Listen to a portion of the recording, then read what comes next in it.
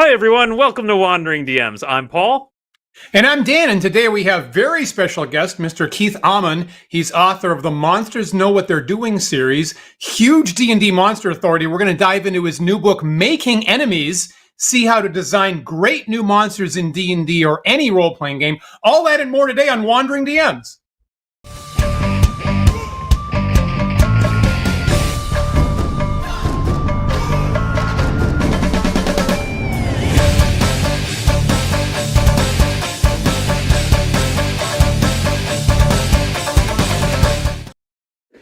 Before we get into today's discussion, I'll remind everyone that, as always, at the end of the show, we'll be hosting our after-party chat. That is a live video chat that Dan and I host on our Discord server, and it's available to all our patrons. So you can join in by becoming a patron. Just visit patreon.com/wanderingdms. Join at any tier level. You'll get an invite to our Discord server. Get that account all set up and ready to go in about 10 or 15 minutes after the end of the show. Dan and I will be there to chat with you all live. Really look forward to that. Thanks to all of our patrons there and Backways for checking in that we are currently live on Twitch and YouTube and Restream, and thanks for checking on that. And Keith, thank you so much for making time today. Thank you for writing this book that just recently came out, Making Enemies. You can see that I've got labels in a number of the pages because I've really personally gotten sucked into this. It's a little different from the other books that you've written. Maybe tell us how this is different from the other stuff you've done. Well, it's probably most similar to How to Defend Your Lair of all the books I've written, because this is not a granular look at how to run combat encounters specifically in D&D 5e. This is a system ecumenical toolbox for designing original homebrew monsters for either home campaigns or published material or whatever you happen to be wanting to use it for. I've branched out from D&D 5e into other game systems, specifically Pathfinder, Cypher, Shadowdark, Call of Cthulhu, and it's just an exploration of all sorts of different ideas that I've had about what goes into designing a monster and how you might implement that mechanically, and what you can do with an idea that just kind of pops into your head out of nowhere. I mean, one of the things that I have gone out of my way to do in this book is try to make it a better teaching tool, in the sense that I really want to start with the germ of the idea and then show readers how I went through the entire process of getting from there to the finished stat block. That's nice. Fantastic, Keith. As viewers of the show probably know, I adore custom-made monsters. Probably seen us do it many times on our Dungeon Design Dash. We often will start with Matt Finch's random tables to generate some crazy description of a custom monster, and then go down the road of trying to invent that. I'm curious. You mentioned a bunch of other systems. Do you? I know Dan's gotten a closer look at this book than I have, but do you dig through the mechanics of each individual system, or if I'm a fan of a system you didn't list there, is this book still going to be useful to me? So in answer to your first question, superficially, yes. I have an appendix in which I just go through all the different elements of the stat block in each system and talk about what they mean for your monster. You know, what does it mean that your monster has a speed of X? What does it mean that your monster is this level or is able to impose these particular kinds of conditions, just so you're not fumbling around in the dark. But most of the book talks instead about different aspects of the monster that you include, such as magic use, native habitat, tactical stunts, weaknesses, quirks, vulnerabilities, which I guess are weaknesses, ways of taking a monster and customizing it for your own particular party at that particular moment, working in metaphorical content, and biology from world predators that are not necessarily furry or scaly or winged. There's a lot of real world biology that monster designers just don't make use of, and making use of that is fun. A lot of fun. Awesome. I feel so. You have a big. I think you have a big first chapter. I think like a really good portion of the book is this first chapter that goes through different mechanically elements that go into monsters, such as what are its politics? Is it a predator? Is it just really big? Is it nature gone wrong? What's its terrain type? And so I think that there's a lot of stuff there you could use to inspire any system.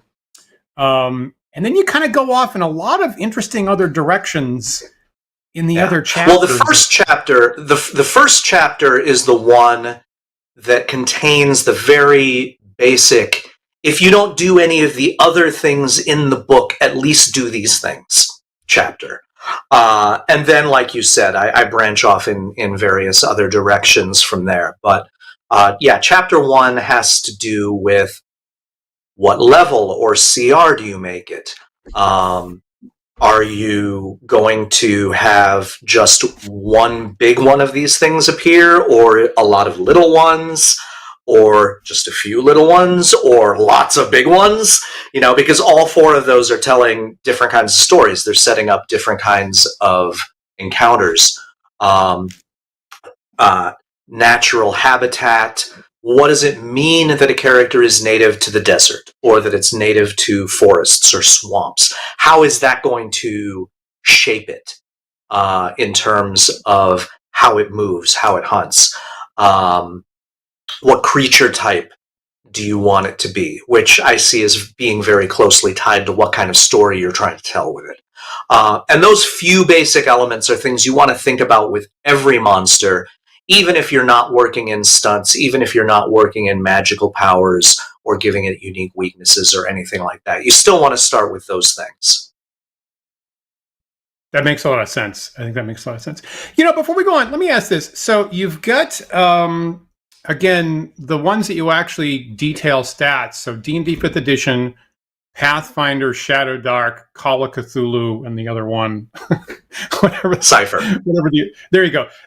So I thought it was interesting that you include Shadow Dark, and I can't say as I've had my hands on Kelsey Dion's Shadow Dark system. It came out 2 years ago. Praise from all corners.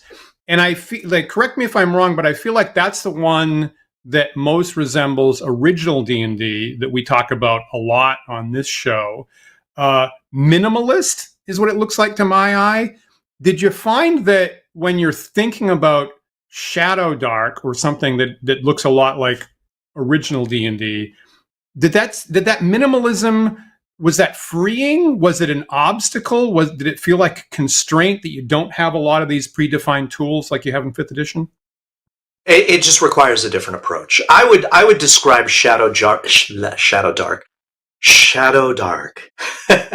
I would describe it as new school rules with an old school sensibility, because it really is essentially a very stripped down kind of 5e. But there are some other old school games that are like that too. Knave, for instance. The point, though, is that it's focused on being extremely streamlined, so that you don't have a whole lot of text to read, and when you are actually playing out the encounter, things are moving along very quickly.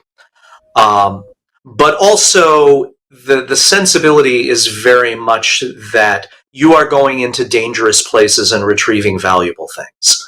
And so the monsters then are hindrances to your accomplishing that.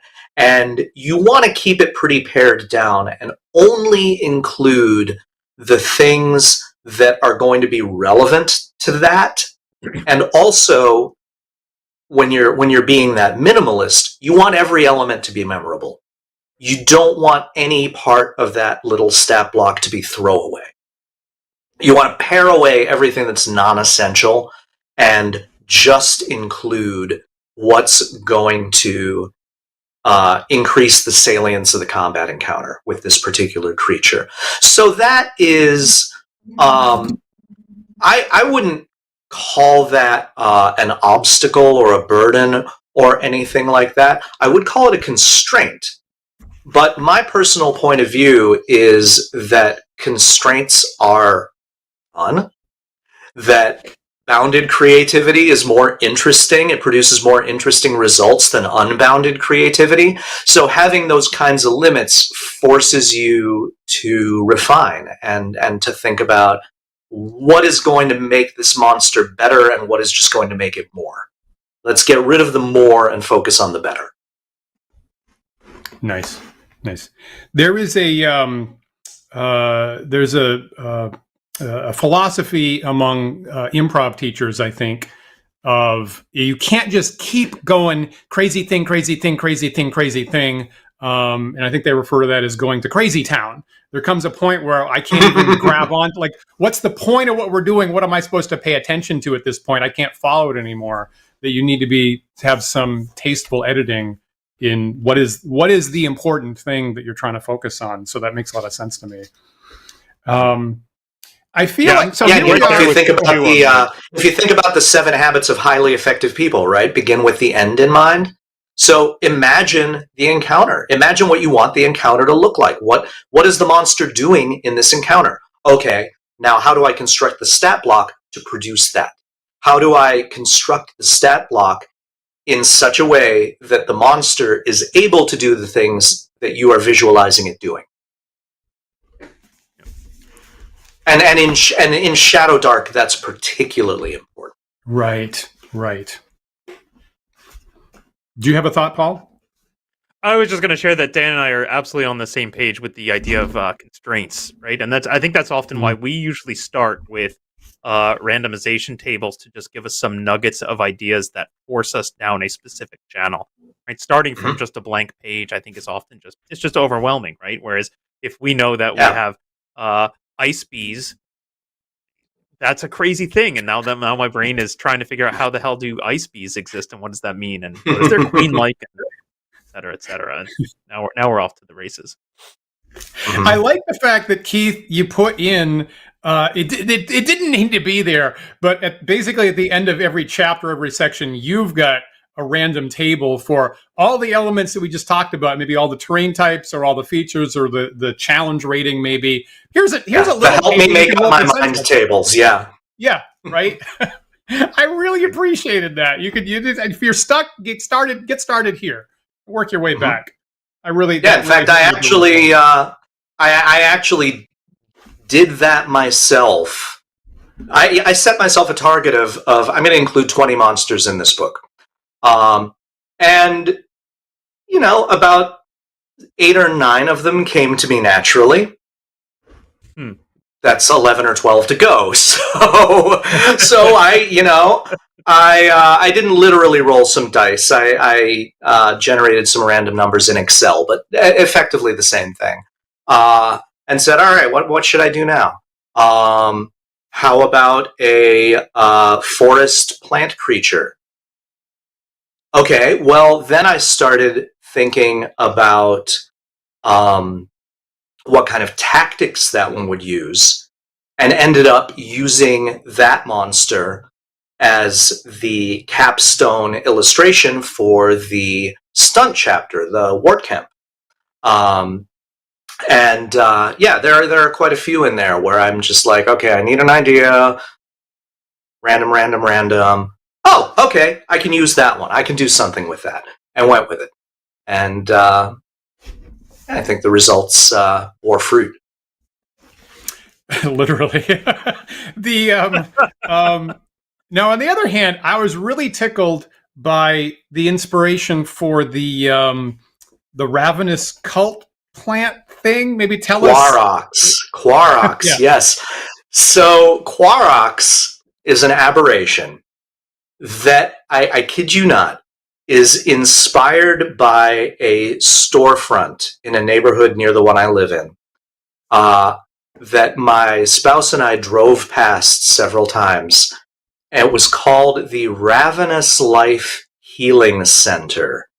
The first time we saw that, we looked at each other and said, that is a front for some kind of vampire cult.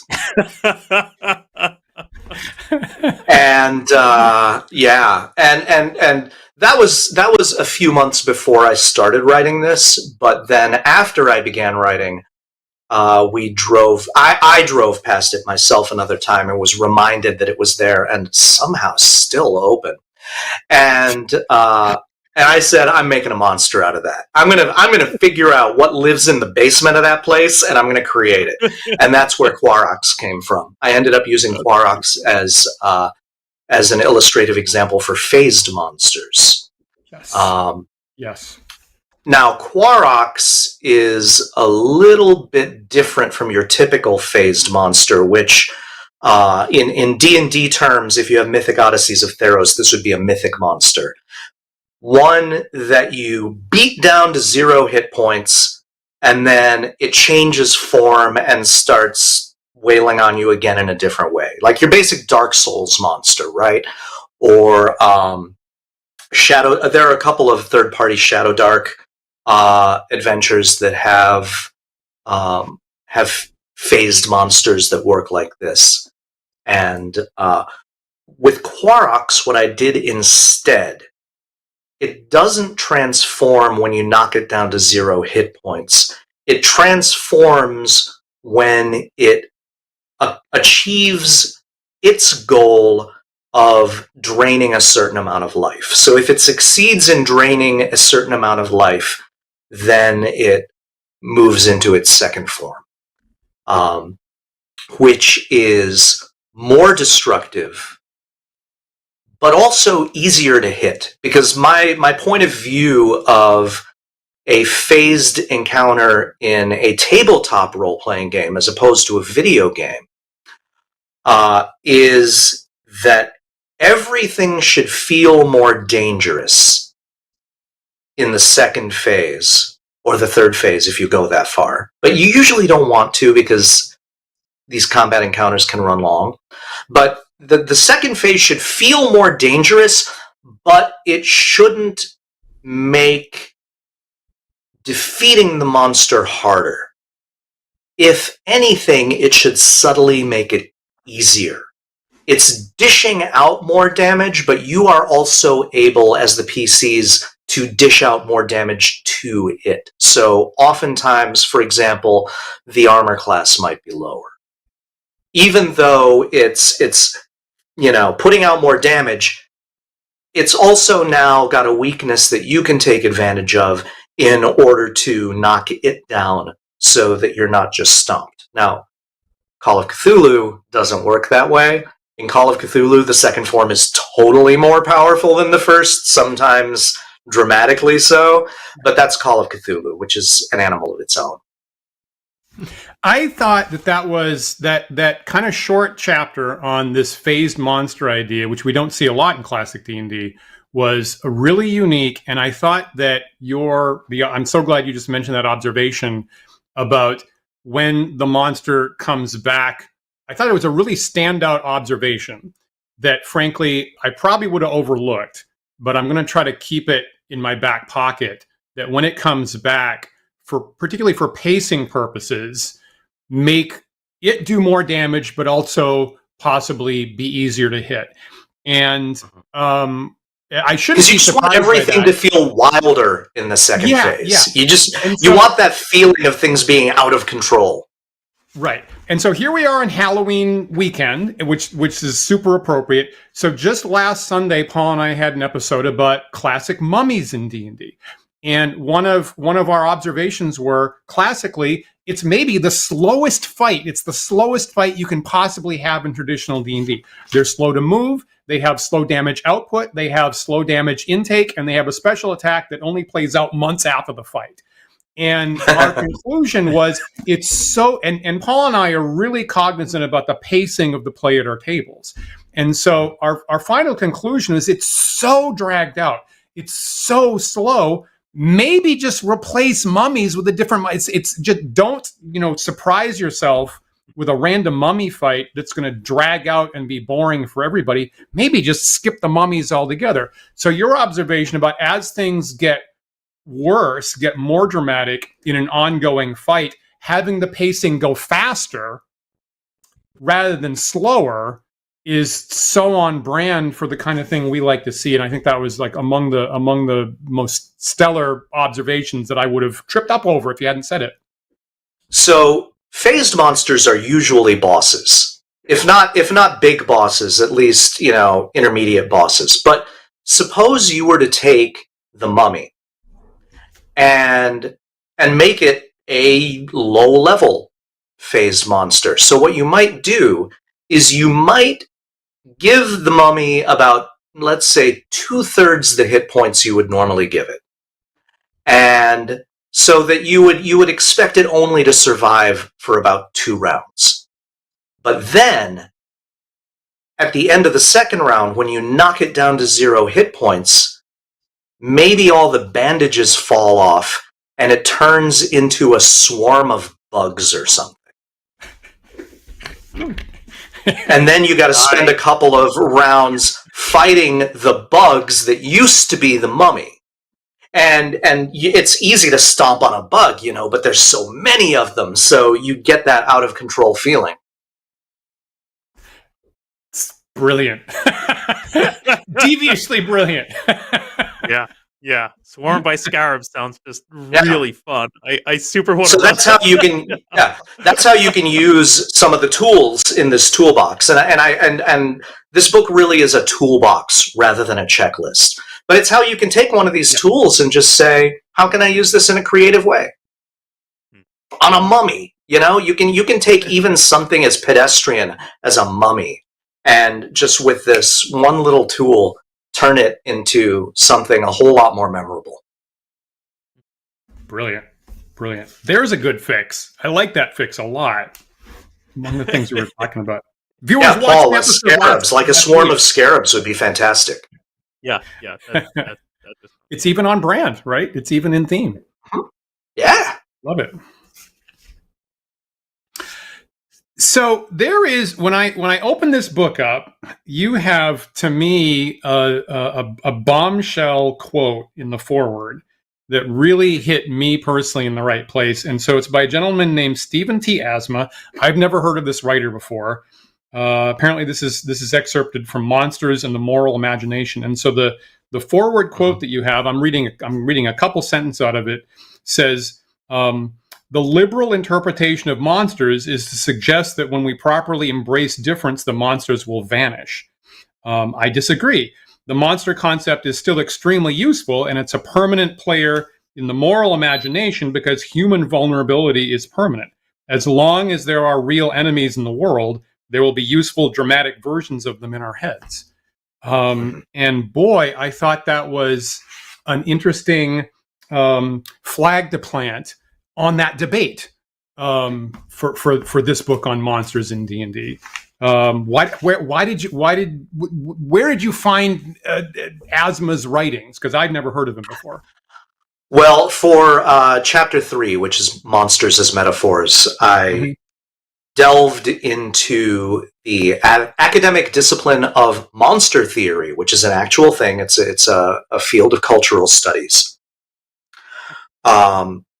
And a lot of it involves thinking about it's some of that very, very, abstract academic stuff that's hard to put into words if you are not using those words all the time with other people who know them. But it also, of more interest to me, involves looking at how monsters throughout history, throughout myth and literature, have been used to represent fears of a particular people at a particular time in a particular place. So, for example, you see Mary Shelley writing Frankenstein at a time when you've got two very big and somewhat related things happening, the Industrial Revolution and the Counter-Enlightenment, which was a kind of romantic movement that emerged in reaction to the Enlightenment, which was basically saying you can't break everything down into science and reason and declare that that dictates how the entire universe moves. You have to have reverence for the spiritual world, for the natural world. You have to acknowledge that feelings have power. And in some ways, it was also kind of an anti-intellectual movement, and did some harm in that way. But with Frankenstein, you have two monsters. You know, the old joke is that intelligence is knowing that Frankenstein is not the monster, and wisdom is knowing that Frankenstein is the monster. So you have two monsters in that book. You have the creature, and you have Frankenstein himself. And the creature is your kind of old school monster as barbaric other. But then you also have Frankenstein, who is a monster as this soulless, bloodless individual who abuses the mysteries of life and death and is so cold-blooded that he will let a servant hang for a crime for which he is indirectly responsible. A crime, in fact, against a member of his own family. So, if Frankenstein is a monster because he is this intelligent, educated person who shows none of the moral development that you would expect to go hand in hand with that kind of education. And so that is something that the romantics of that era were very concerned about. They were worried that if we give everything over to science and reason, what's going to be left to make people feel the fear that prevents them from doing abominable things? So that is why a book like Frankenstein can emerge in a time and place like that and have such instant salience. I wandered way off track there, but so I was talking about monster theory and how monster theory covers questions like this. Yeah, so I feel that this chapter on monsters as metaphor for me is the beating heart of this book, frankly. And as we're recording this, there's currently a Frankenstein movie in cinemas right now. So Guillermo del Toro's version of Frankenstein is playing right now. And there's discourse and there's debate around that particular movie.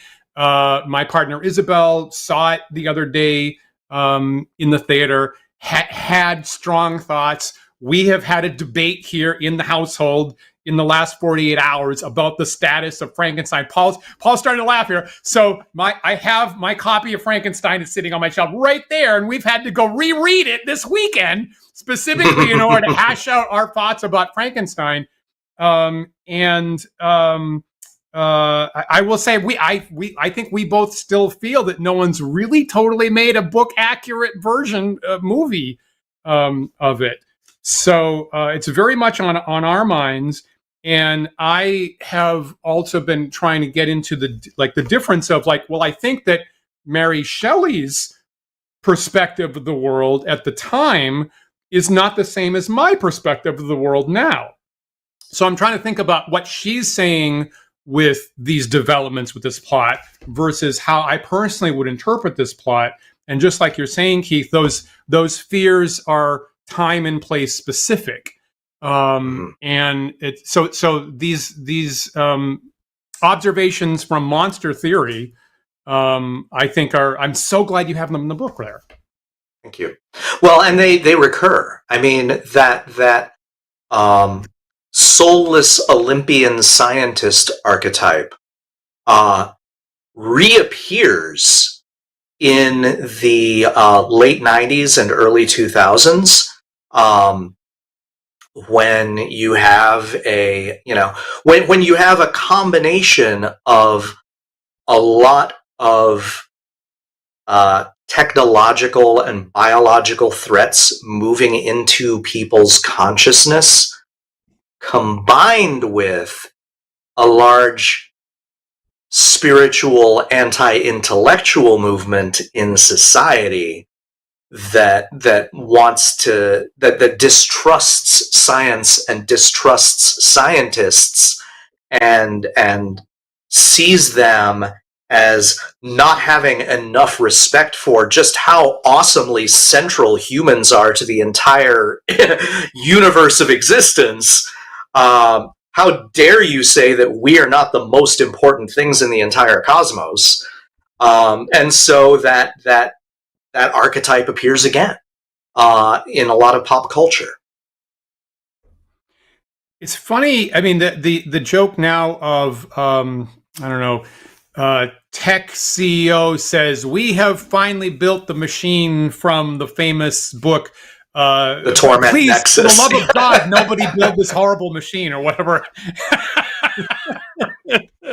And I think you've got a line of monsters are. It's not surprising that monsters are everywhere nowadays because everything's scary nowadays, and boy, does that hit. You have a in the end where you have build a whole bunch of monsters. You have a particular elite mercurial nobleman, I guess I'm going to say, who has a lot of Prince Nimblestep. There you go. That seems very on point. Seems probably more on point now than when you wrote it. I guess I'll just leave it at that. Prince Nimblestep is actually not one that I intended to be particularly metaphorical. Prince Nimblestep he is what he is. He's just a very skilled Fey swordsman with an over-the-top temper, and just some cool abilities that I repurposed from something else that I had been working on. Now, if you want a couple of explicitly metaphorical monsters from the book, we have the one that ends chapter 3, which is the Nider, which is a metaphor for enshittification. And you don't use that word in the book, but it came. I don't use that word in the book, but yes, that's what that's all about. And the Thrutcher, and again, I'm kind of coy about this in the book, but I won't bother to be coy here. The Thrutcher is toxic masculinity as a monster. That one is intended to be very metaphorical. And some of the ways in which it operates. Well, first of all, there's the fantastic illustration by my spouse, Jen C. Marshall, where you have this, roided out zombie looking guy, but you have the compulsive nature of it, which is why I chose to make that particular creature an undead. You also have, the name itself, Thrutcher, comes from an Old English word meaning to press down, and that is intended to join the concepts of oppression and repression, which were both connotations that were built into that Old English word thrichan, and so it knocks opponents down. It tries to strangle them, but also its body is frigidly cold. It's like the anti-salamander. You know how when the salamander has the heated body trait where you touch it, you take fire damage. The Thrutcher has frigid body. You touch it, you take cold damage. And that is symbolic of its inability to express emotion. That unemotionality combined with this force that can only crush and knock down and try to strangle is how I chose to represent that. I have a question for you there, Keith. When you're using these, when you're creating these metaphorical monsters, using metaphors as the input for monsters, is your goal here to apply what we were talking about earlier of applying those constraints to your imagination to create a more interesting monster by having those constraints in your head of like, well, it's a metaphor for X? Or are you expecting at the table to convey this enough to the players such that they can partake in the fantasy of destroying those metaphors? So that's part of writing the adventure around the monster you've created. Sometimes you might have the entire story plotted out in your mind and just be creating the monster to slot into that, in which case you probably would take more of that approach that you just described. Other times, when it's just sort of inspiration or a thought experiment, like in this instance, the degree to which you're going to lampshade it in the adventure might vary. Maybe you want to be very obvious about it. Maybe maybe it's not really relevant to the story at all and it just remains your little secret. It depends on what you're trying to accomplish with the adventure. If you were trying to make some kind of commentary on the forces that breed these kinds of attitudes, you might, for example, set a story in a community that is economically depressed or menaced by an outside threat or both, and then say this combination of forces is causing these undead to appear. Things like that. That's one way you can do it. And then, clever players can say, oh, I see what you're doing. Now, you don't want to be so heavy-handed about it that it's all the players can talk about. Especially if it turns into a joke at the table, then you've misplayed your hand. But if you just have that like one knowing, like, oh, I see what you did, and then they dive right back and they're immersed in it again, you have hit a home run. Yeah, I mean, I feel like you could get like either extreme of player reaction to this, right? On the one hand, you may get the players who are just so excited to finally destroy the personification of what they despise. I'm like immediately thinking of how the story of how Mandy Patinkin was always envisioning the six-fingered man as being a placeholder for cancer, right? Yes, so, not just cancer, but his father's cancer. Yes. Cancer, right, right, which is just delightful, right? But on the other hand, I could also easily imagine a group of players saying, "Well, how dare you, sir? How dare you try to enlighten me and impose your moral values?" As lessons into the content of this supposedly lighthearted beer and pretzels game we're playing. Well, that's table dynamics. That's a different book. Is that book on the list? Is that not for me to write? So one of the things about this book that I was just super pleasantly surprised, is you have probably about half a dozen really interesting in-depth interviews with other people who are experts in particular components around the issues of monsters. And among them, you have it's almost a 20-page interview with Mr. James Mendez-Hodes, who we've had on the show here in the past, and we're delighted to have him. And I will say that when we had him on, perhaps for non-regular viewers of this channel, it was our most contentious episode ever.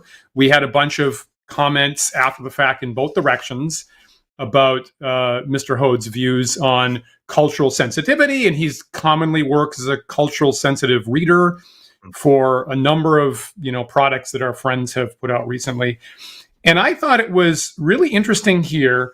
So correct me if I'm wrong, but I feel like you, Keith, and James both have really strongly held beliefs around some of these issues. They're not 100% the same.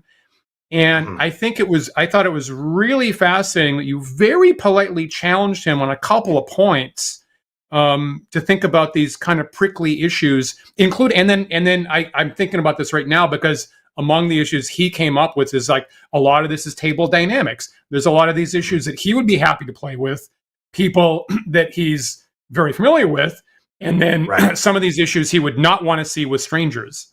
I thought that was a fascinating interview. Yeah, well, the thing about James Mendez Hodes, he and I have arrived at some similar positions by different paths. He is a millennial person of color, cultural sensitivity consultant. He works in this field. He is also a student of religion and a student of some of the writers, the fantasy writers, whose fantasy was informed by their religion, like C.S. Lewis and J.R.R. Tolkien. And I am a Gen Xer, former journalist, current beardy white guy. Maybe not as grognardy as some grognards out there, but I have my bits. I came up playing AD&D. And yet, back in the early 90s, I was already playing D&D with some people who were exploring questions like, what if orcs are not really evil? What if people think orcs are evil because they are simply so ugly to them, and they are leaping to conclusions about this, and they actually have just as rich and deep a culture as everyone else? It's just people are not willing to see that. And that has always been ever since then, that's been a through line in my games. That's how I have run orcs. So when I saw his essay on, I think it was titled Orcs, Britons, and the Martial Race Myth, that made him somebody I wanted to talk to. And, with the books that I'm writing now, I'm continually looking for ways to bring in something that I can bring to the table that other people are not going to. And in this case, what I tried to bring to the table was my background as a journalist. I have some interviewing chops, and I thought, instead of just putting myself out here as the expert on these things, what I'd like to do is share my own perspectives, the fruit born of the thinking that I've done about all these things, but also bring in perspectives of other people who have a lot of experience thinking about these things and their own perspectives from which they're looking at them. And so I kind of ranged around from Mendez to Kelsey Dion, who created Shadowdark and had a very particular vision of what she wanted monsters to be in that game, to Chris Sims, who designed monsters for 4E and 5E and Pathfinder and Starfinder, aliens / monsters for Starfinder, to Mike McHarg, who does creature design for mass media, to Banana Chan, who does a lot of indie horror games that explore the symbolism of different monsters in some very interesting ways. And so you've got Mike Mason, who's the current head of Call of Cthulhu, if I understand it. I thought that was Mike Mason talking about the differences between cosmic horror and other kinds of tabletop fantasy. Yeah, and so I wanted to get some of those other perspectives out there, and I thought I could leverage my interviewing skills to put some interesting conversations in front of my readers. I thought those were great. I thought really those interview sections are among the parts that were, again, really unexpected for me and really make this like a really stand out, much deeper book than I think it would have than I expected going into it, frankly. Bad on me. Thank you.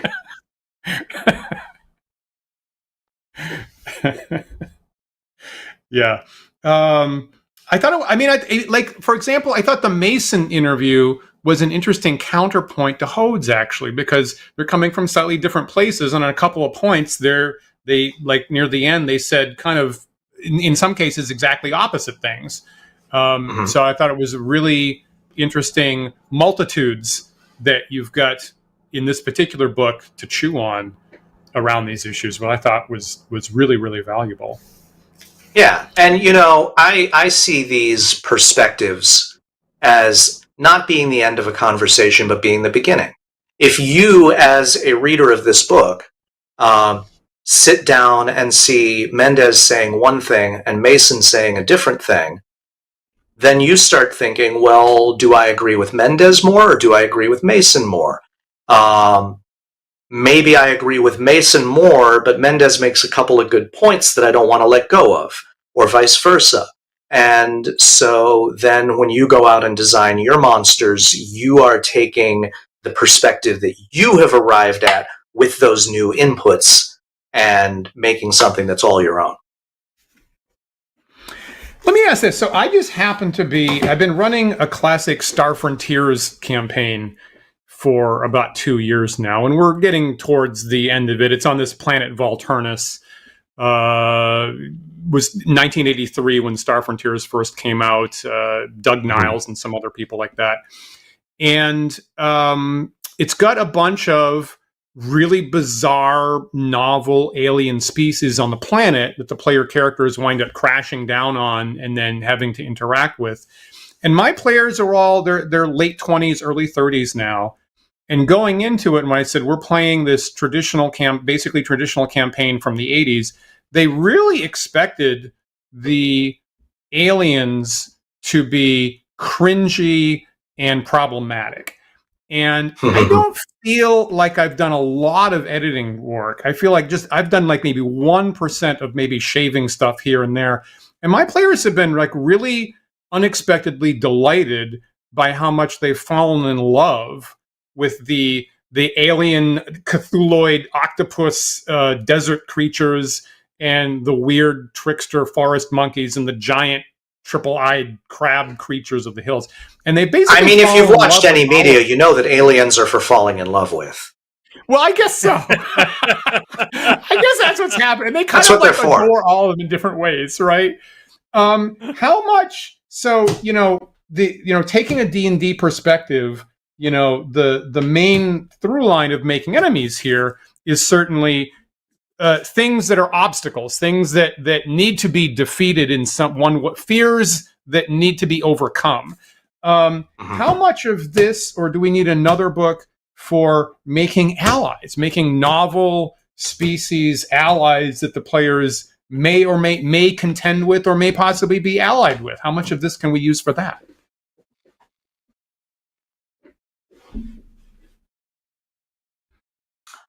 I would say a lot of it, but you definitely need to approach it from a different perspective. Instead of seeing the creation, the monster, the creature, whatever, the adversary, as a fear to be overcome, or someone whose goals are at odds with those of the player characters, you need to come at it from the point of view of, here's someone who shares goals with the player characters. And you can complement that in interesting ways by saying, oh, but they don't agree on everything. There are some areas in which they are still at odds with each other, but the important thing is that they are allies on whatever issue or whatever situation or whatever threat is front and center at the moment. I also think that their power level becomes a lot less significant because you don't want allies to overshadow the PCs. I don't know whether either of you gentlemen has played Tomb of Annihilation, but Tomb of Annihilation was a 5e adventure that was outstanding in many ways, but I think some damage was done to it by the fact that the PCs can very easily pick up multiple NPC allies who are more powerful than they are. Wow. And as a result, who end up pulling more of the weight, taking the spotlight off the PCs. If you are doing traditional style experience point awards rather than story-based experience point awards, they are soaking off a share of the XP that the PCs are going to need further down the line. They're not leveling as fast, so they're becoming even more dependent on those more powerful NPCs. So that is something you want to be very cautious about. But you can certainly have metaphorical allies as well as metaphorical enemies. You can certainly have allies capable of cool 1-2 punch stunts as the monsters have. You can certainly think about do they have magical abilities, and if so, in what ways do those abilities manifest? Yeah, you can mine this book for that kind of stuff too. It's not what it's primarily designed for, and you do need to keep those few issues in mind that I don't deal with in the book that relate to allies. But yeah, I mean, one of the implicit messages of the book is that there is no wrong place to draw information from, or draw inspiration from.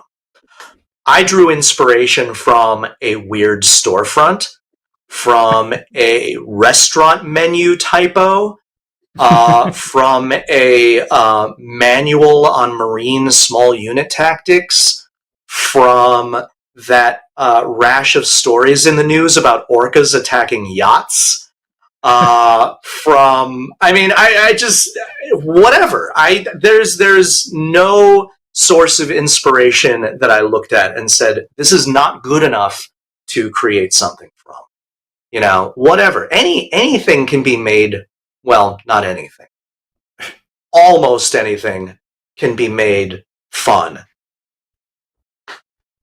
You know, you just don't tell yourself, I have no ideas.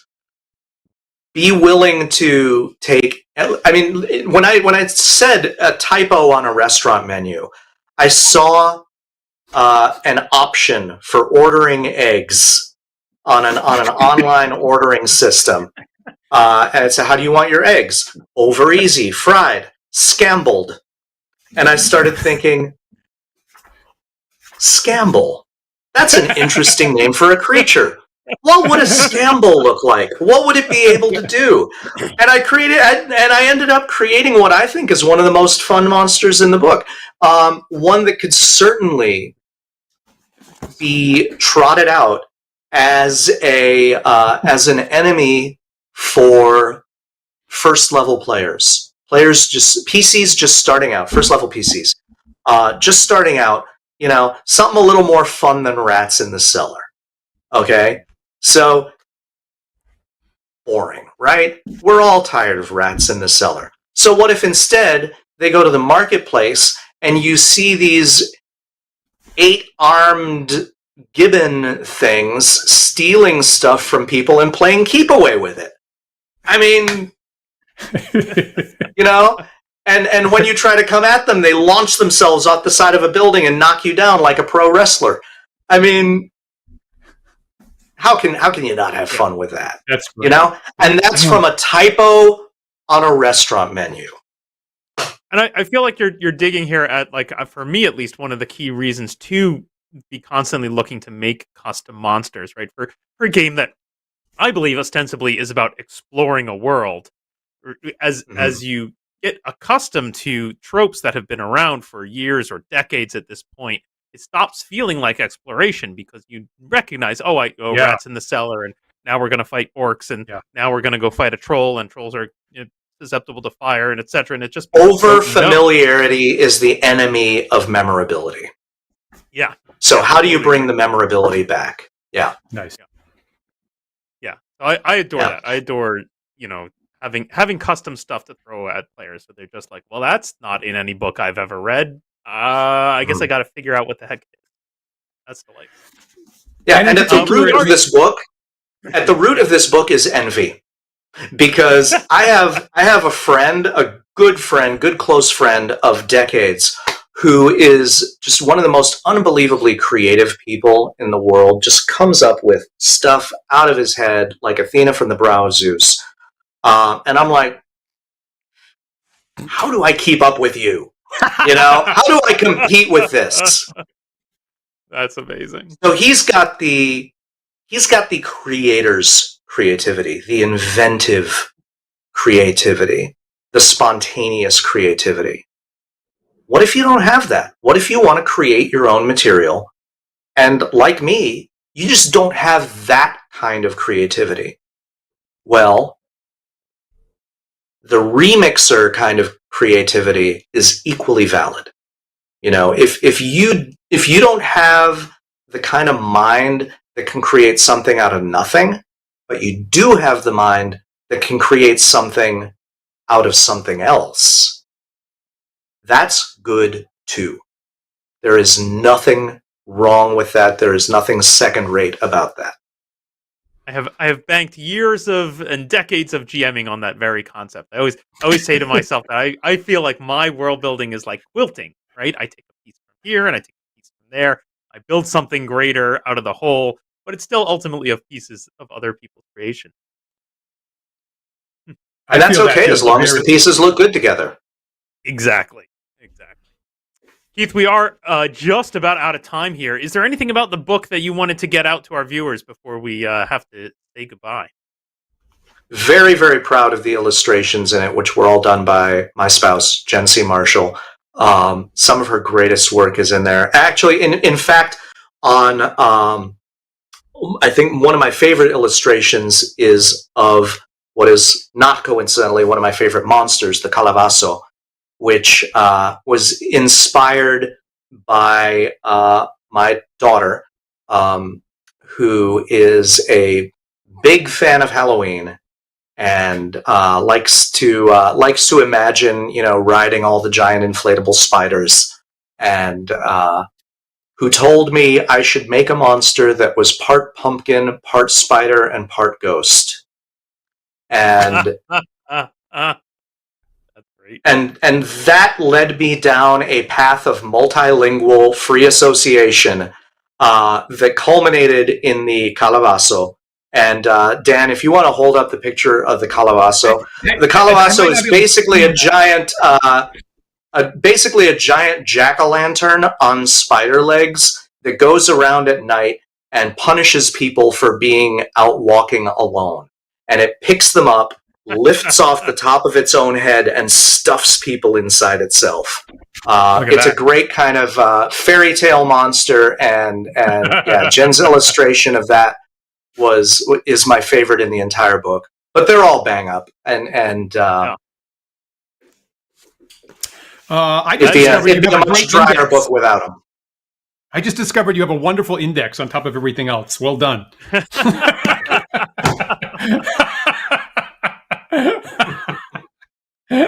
Very, very timely monster for now. Here we are, just 2 days out of Halloween.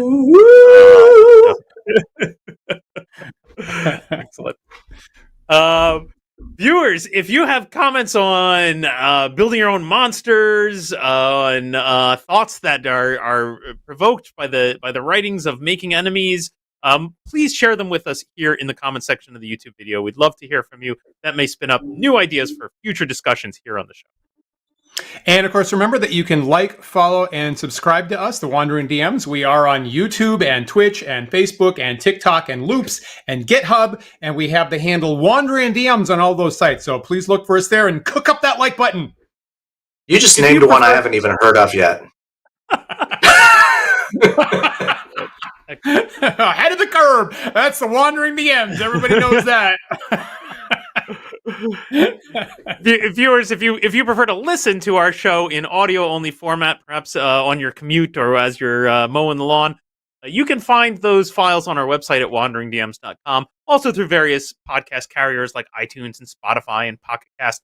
If you're listening to this show right now on one of those sites and it gives the ability to do so, please rate and review our show. That helps other users of that site find us, and we really appreciate it.